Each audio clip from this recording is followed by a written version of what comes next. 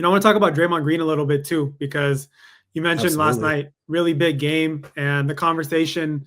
He was asked if he feels like he has a chance to win DPOY, and Jimmy Butler was asked about this too. So I want to play a quick little soundbite. Here's Jimmy talking about Draymond and just his defensive presence on the court.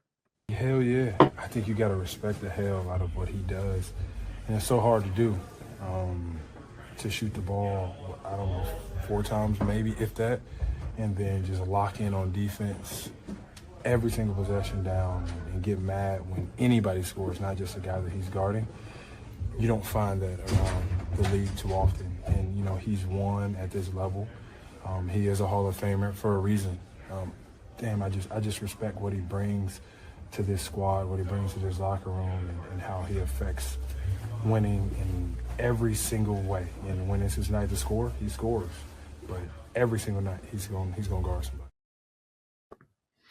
Yeah, so there's Jimmy Butler talking about Draymond and just how much he respects and appreciates what Draymond does on the court. And look, truth be told, there's not many guys like Draymond, if any at all. You can make the case that Draymond is one of one in the NBA in terms of the way he plays and what he brings on the court. And I really liked what Draymond said when he was asked about, the DPOY award, because he said that these voters, oftentimes they just look at the numbers. They just see how many steals a guy is averaging, how many blocks a guy is averaging, defensive rating. And don't get me wrong, those are very important things, but you truly have to watch a guy play multiple times throughout the season to make the case for who is the best defensive player in the NBA or is capable of winning, being on the all defensive teams, because not everything reflects in the stats when it comes to defense, right? It's not like offense where you can see Jokic is averaging a triple-double or SGA is averaging 33 points a night and, whatever it is. But you look at a guy like Draymond, he's the linebacker of that defense, right? He's the Fred Warner. He's calling out screens for every single person. Now he's calling out teams' plays before they even run them. He knows where everyone needs to be on the court, whether it's the offense, the defense, and him coming over to alter a shot or to just get in a passing lane. Like things like that don't reflect in a box score, and he said how Wemby pretty much had the award on lock up until he was hurt, which my opinion was, I thought it was kind of BS that just because Wemby's averaging 3.5 blocks a game, it's like, all right, let's give him DPOY, because again, it's not just about stats.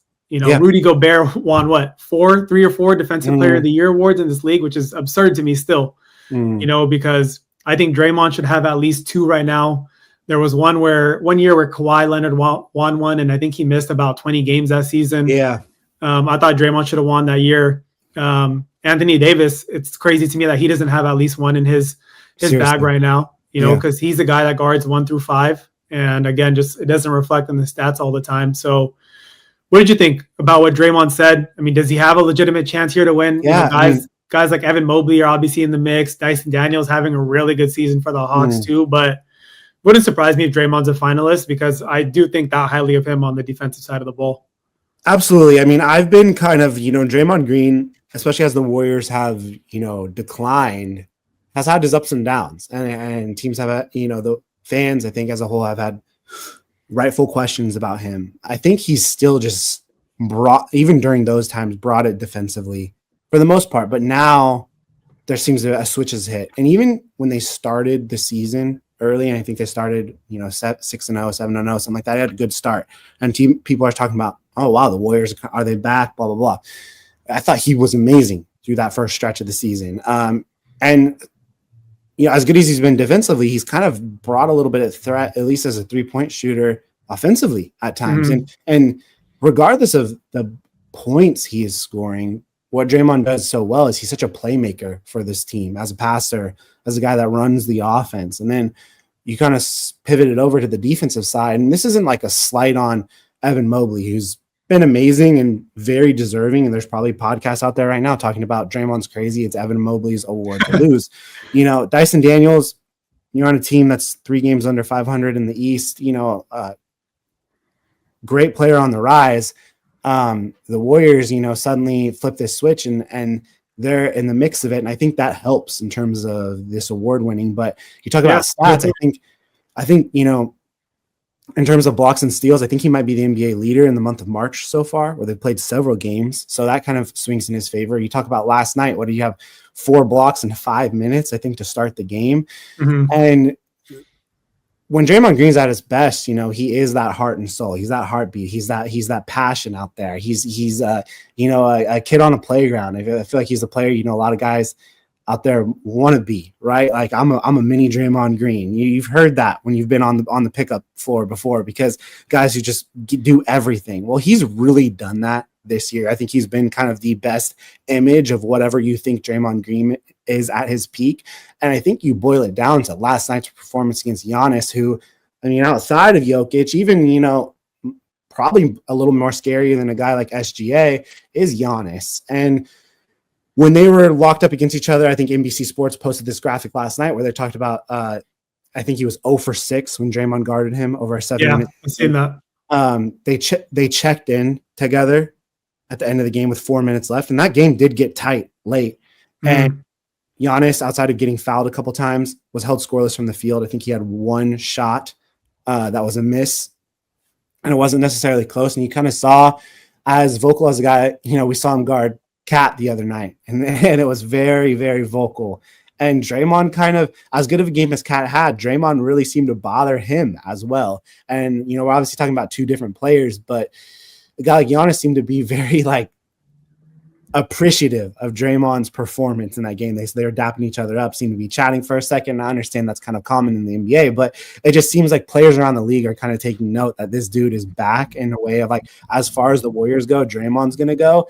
And it's interesting because we've seen a very tame Jimmy Butler so far, and we've seen him at his times, and we know what playoff Jimmy means. It's going to be interesting when those two kind of really get going, like fiery wise, in a playoff matchup, because I think them two defensively might just wreak havoc, cause some hell for kind of whoever they're lining up against, because we still haven't, as good as Jimmy Butler's been, haven't seen what playoff Jimmy means. And that's another level. Yeah. He talked last night that like what the performance we saw against the Bucks was as close as playoff Jimmy. Like that's what that's going to look like. But even on the defensive side of the floor, their communication, they seem to really understand each other.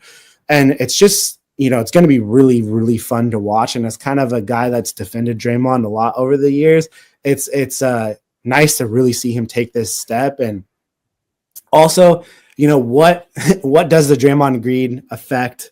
This guy who talks a lot as on the podcast, is a very vocal player on the court. What does that do to voters? Do you think that makes an impact? I mean, I personally don't know. I mean, I've covered this team and this team only over the last couple of years. So it's hard for me to maybe see, but I mean, because I hope not, right? Like all this stuff with like the Cat, you know, Karl Anthony Towns, and like little kind of back and forth. Like, you know, it was a tough look, and you know, I praise Draymond for his play on the court, but I also criticize him where it's due. You know, whether it's a situation like this, whether it's a suspension here or there, you know, the different things he's done over the years, and it's justified, right? Because Draymond brings it upon himself. But when you talk about the game itself, things like that shouldn't factor into voting. But we don't know how these voters vote, right? We don't know what kind of narratives they have going on in their mind. We don't know what kind of personal vendettas they have against players. And unfortunately, plays a role in this. There is a human element to that, right? Then people, we just never know why they vote a certain way that they do.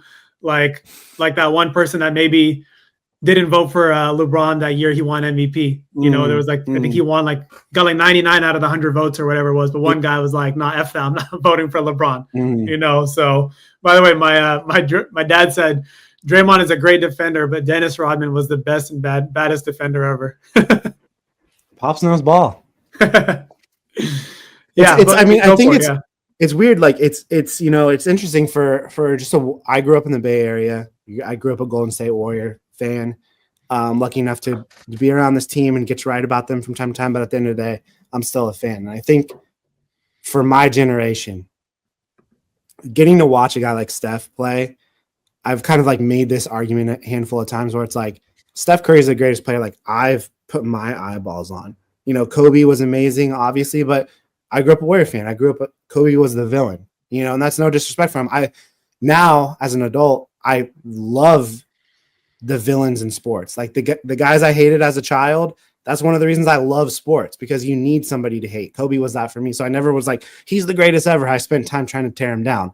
Mhm. I didn't watch Michael Jordan play. I had just heard stories from my dad. And then I've got to watch stuff closely, and you get to see, man, this guy, one of the greatest players I've ever got to watch. Well, now you can kind of see, you know, defensively, man, I just don't know if I'll ever get to watch a guy like Draymond Green. What he does all over the court, affecting positions 1 through 5. And I think we talk a lot about that, right? Like what we want out of a player. They can guard 1 through 5. That's like a common phrase now again. But what I think Draymond does is he can blow up what you're trying to do at 1 and 2 while still impacting 3, 4, and 5, all in kind of the same set, which is just a little bit different than I think how guys can blow games up here and there, where it's not like he just erases the guard that he's trying to guard on a switch, but he's also going to kind of impact the guy that's the big that's rolling to the basket, which is just something that is just a little bit of a different element. And like Dyson Daniels is a great player. Like he can do a little bit of that, right? Like he can guard the 1 through 5 for his size. And that's why he's doing this. And he gets a million steals and he blows up the passing lane. And you're like, wow, this guy's in the DPOY conversation. Well, it's like for Draymond to be doing that at 35 years old and you know, his size, which is still undersized for the position that he plays, I think is just like, you got to respect it. And you'd hope the voters out there would too. We'll see when award season rolls around. But at the end of the day, like as long as the Warriors and Jimmy Butler and Draymond Green are kind of in the mix playoff wise, I don't think it's going to be that big of an impact. But it also will just be, as a person that always finds Draymond Green entertaining, it will be pretty funny to hear what he has to say if he does not win the award. I think if it goes to a guy like Evan Mobley, I feel like Draymond. I don't think Draymond would say anything controversial because you know you could definitely make the case. Great player. Yeah, great player. He's on a team that's number 1 in the East. I think they have the best record, maybe in all the NBA right now. And, you know, if Dyson Daniels won it, that's different because, like you said, they're a few games under 500. Their team sucks. So it's like maybe something like that would piss Draymond off, right? But Mobley, I think definitely there's like a valid case. And if Draymond ends up winning it, I think no one can really argue against it, right? And Draymond draws a lot of attention when he says something, whether it's on his podcast or he's on TNT or whatever, right? Because Draymond's a very outspoken guy. Yeah. He has a lot of haters on social media. People, you know, the triple single, the backpack, the this and that. But if you really watch basketball, if you understand basketball, you know that Draymond is, like I said, a one-of-one player. He's a future Hall of Famer. You know, one of the greatest defensive guys that we've seen in this league. And you know, we talk about guys playing the way that they do at this age, whether it's Steph or LeBron or KD or James Harden, whoever it is. Draymond having the impact that he does on defense at this age is, you know, pretty cool to see too, you know, because guys get older, their bodies start to break down, but Draymond's been doing a really good job this season, you know, kind of bouncing back. And, you know, even though I'm a Laker fan, Draymond's always been one of my favorite players. You know, to watch. And I play pickup ball. You know, I'm not like I'm not the best scorer. I'm not the best shooter, but people have told me, oh, you kind of play like Draymond. Let's go. I take that as a compliment because absolutely. Draymond's a dog on the court. You know, I take pride in playing defense and I look at a guy like him and he's definitely fun to watch. And there's not many guys that are built like that, you know?